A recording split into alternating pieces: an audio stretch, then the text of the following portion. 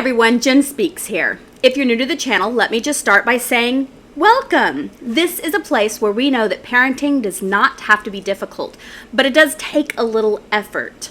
Here I talk about things that ultimately help us with that goal in mind.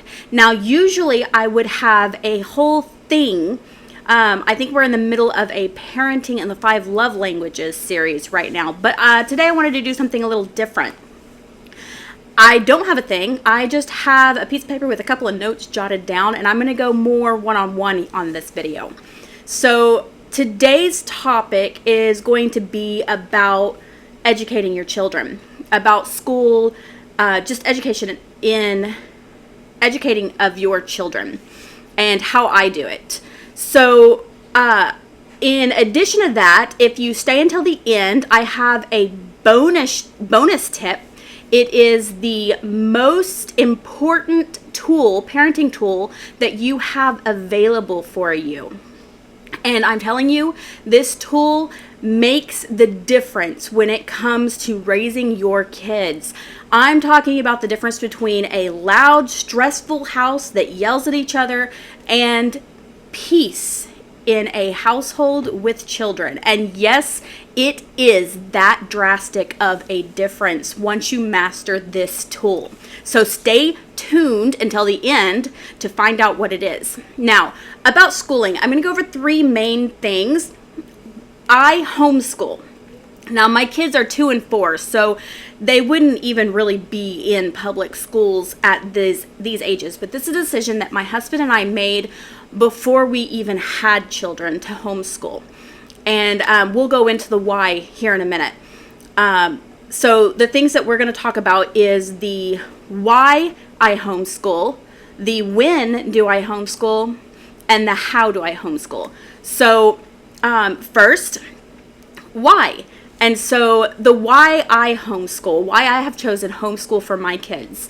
So it really boils down to one question that you have to ask yourself, because I can't really answer why if you should homeschool or not. I can only answer this question for myself.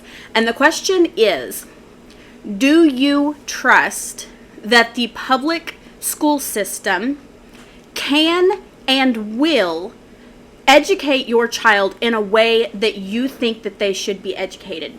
If the answer is yes, then public school is not going to be a problem for you. If your views and their views line up and you trust that they will do a good job, then there's no reason not to put your kids in public school. But for me, I don't. I don't trust that the school system would be able to educate my children in the way that I think they should be educated. I was raised in public school, and I actually had a great schooling as a child. There wasn't really bully issues or anything like that. My education was good. And so it's not like anything like that is not the reason why we decided to homeschool. It's, yes, there are some safety concerns with the bullying or school shootings or all of that kind of stuff, but that's not really the main concern. There's also some political concerns about what is being taught in the school. And I don't necessarily want my children to learn about critical race theory or gender studies. But the real reason is because there are things that I was not taught in my schooling, and I considered myself to have a good education in public schools, but there were things that I wasn't taught. And those things were, if I had have been taught those things as an adult, I think that it would have been easier for me to be able to integrate into society. And so my decision is not only about what the school does teach, it's also about what they don't teach. So that's why we homeschool, and it was a decision that we made, my husband and I, as a team together. Now, the when. So when do we homeschool? And I didn't actually know this was an option, but apparently there's this thing where your kid goes to school all year round. And I actually think that's ingenious because when I was in school, and I graduated from high school and I went into the workforce, I had a really hard time adjusting to not having summer break from my job. And the only place you get that is in school. So if you want that as an adult, you really need to be in education. Is really the only place you're going to get that, unless you work seasonally.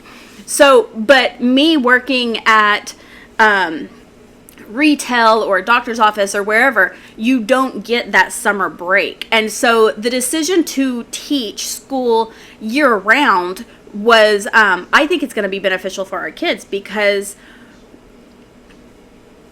they aren't going to have that break when they get to be adults. And so this will teach them how to manage their life without the superficial break that they won't actually get to keep. So that's the when. And then for the big section is the how. So for me, my two little ones are 2 and 4. So they're still very young, toddler age, just barely out of toddler age. And so the schooling that we do is going to look a little different than maybe the schooling for somebody who has high schoolers or something. We lean heavily on things like educational channels on YouTube, or crafting projects with paper and glue, or coloring, stuff like that. We also have a garden that we manage outside, that I manage with the kids. They get to help pick out what plants grow. They get to help water it when they want to. And we got to check out caterpillars that hatched out on our dill plants. So they got to watch as the caterpillar devastated the dill and then turned into butterflies. And they get so excited every time the butterflies come to visit the garden. And we talk about the stages of the butterflies. We talk about the frogs. We had frogs come and visit and live in our garden, and they got to learn about the stages of growth of the frog. And so we really go more about what is available to us. We have a garden, and so as the garden provides educational learning, we utilize that. And then we have lots of coloring. My kids love to color and draw, as most littles do. And so we do a lot of that. With the butterflies, I pulled up coloring sheets off of Google, and we colored butterflies and caterpillars. And then when we learned about plants, we pulled up flowers on coloring sheets of flowers, and we colored that. And then there's things I cut out the flower stem and the leaves and the buds and the flower heads, and we glued them on a piece of paper. And so they learned about the different types of the parts of a plant. And so there are lots of little activities that you can put together, crafting projects like that. Another way that we do it is through activities. Now, you can find a lot of stuff on Amazon, just educational toys. But a lot of the things that we like there's these puzzles that have numbers on them. One is a number, and the other is how to spell the number. And they're a puzzle piece that only fits together with the correct answer. And my 2-year-old, she loves that. And actually, my 4-year-old does too. There's another one with how to spell words like egg or dog or cat. And it's a picture of the animal or the whatever and the word, how to spell it, and you fit them together. My 4-year-old is learning to read. So that's one of the activities that he really enjoys. And so, and then eventually we did get into curriculum, but we don't really lean very heavily onto it, to be honest. I did order the preschool and the kindergarten Good and the Beautiful curriculum for my 2 littles, and they do really love it, but we don't lean heavily on it because we do a lot of other types of learning as well. And so if I can go into my homeschooling philosophy for a minute, I learned this from, believe it or not, a financial YouTube channel.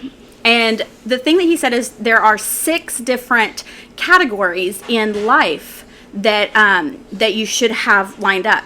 And I decided to utilize these 6 categories in my philosophy for homeschool. And so the 6 categories are physical, you like your physical health, your social abilities, your spiritual health, your intellectual, your creative, and your financial. And I like this because I think that this is a good round coverage of all the things that it takes to be to have a real good grasp on what it takes to be an adult in society. And so what I've done is I printed out a piece of paper that has boxes, 6 boxes, and each box stands for one of these categories.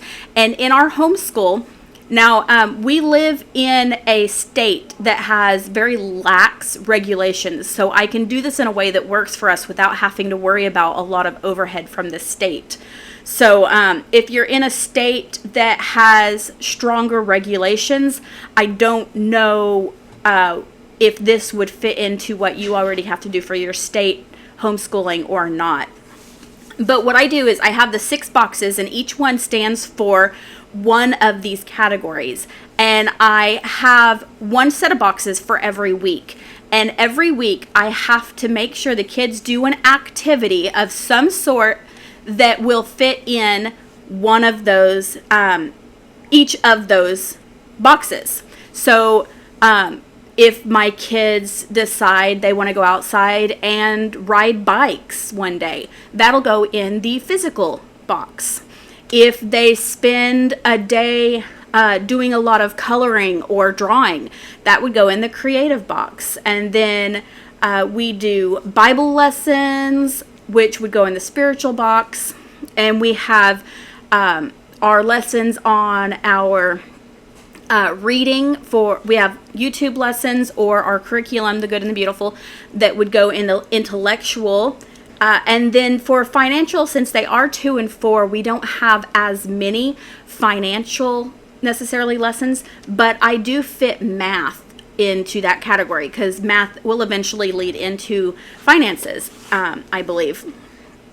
And so those are the 6 categories that we use and how we use them in the homeschooling. And so I want to talk about YouTube for a minute because I'm not sure if you actually are taking advantage of the wealth of information that you have provided to you in YouTube. And so for kids especially, there are so many lessons on YouTube for learning. And I found several really good ones that we use regularly.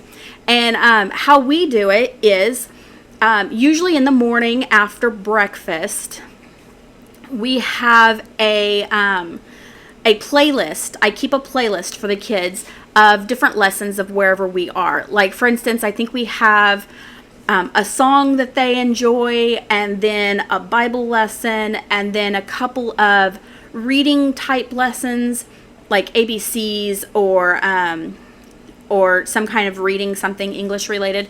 And then we have something math related. And that's pretty much what we use YouTube for.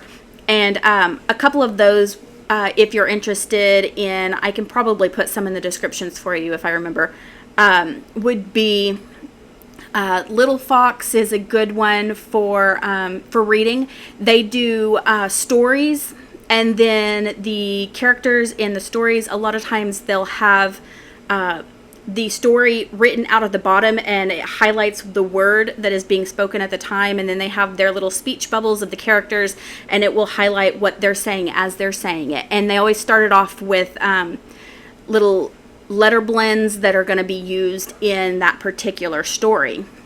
And so we really like that. Good and the Beautiful does have some videos, but they're not as helpful as some of the others. The ones we're doing right now are how to spell numbers up to 10. And so they have a few videos on that. And then math-wise, Scratch Garden is probably my favorite. They do little mini lessons, math lessons, everything from patterns to adding to estimating. It's got a wealth of information that the kids really like it too. They seem to be very entertained by the lessons.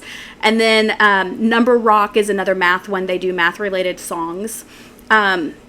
So Moose Clumps is a good one. Moose Clumps has songs that they do that the kids, actually, they get stuck in my head. They're very entertaining. But there are lots of different educational videos on YouTube that are great, to be honest. So I'm going to go ahead and stop here because the video is getting kind of long. And as promised, I'm going to give you the most important parenting tool that you have at your disposal. And to be honest, you're probably going to be a little underwhelmed. It's patience. And I say that if you're a parent, then you know where patience comes into play. But to be honest, look at your kids as humans, because they are, and use the needed patience on them. Remember that they are just as frustrated as you when it comes to things, learning stuff, or something that they're having a hard time with. Children have all the emotions of an adult, but none of the experience. And so it's very difficult for them to be able to manage those emotions. I mean, let's be honest, most grown-ups can't even manage their emotions, and you're asking a 2-year-old to do it. It's having a little bit of patience with your little ones will go a long way, remembering that they're human and that they're having a difficult time just as much as you are, and giving them a little bit of your humanity. It will go a long way. And since I've started remembering that and making a point to use patience with my children, it has made a huge difference. So that's about it.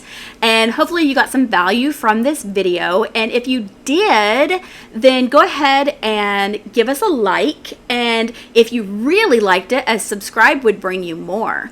So on that note, let me just end with saying that every moment we spend with our children today builds the foundations of their tomorrow. Thank you.